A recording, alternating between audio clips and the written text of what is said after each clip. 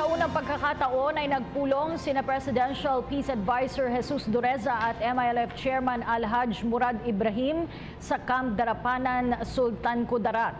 Dito ay tiniyak ni Dureza na ipagpapatuloy ng Administrasyong Duterte ang mga nasimulan ng hakbang kaugnay sa usaping pangkapayapaan sa pagitan ng pamahalaan at MILF. Paliwanag ng kalihim, isang implementing team ang bubuuin para talakayin ang pagpapatuloy ng pagpapatupad ng peace agreements, kabilang na ang mga napagkasunduang mekanismo. Ang naturang grupo ay bubuuin ng 5 miyembro mula sa gobyerno at 5 rin mula sa Moro Islamic Liberation Front o MILF. Ipagpapatuloy rin umano ang pagkakaroon ng Bangsamoro Transition Committee.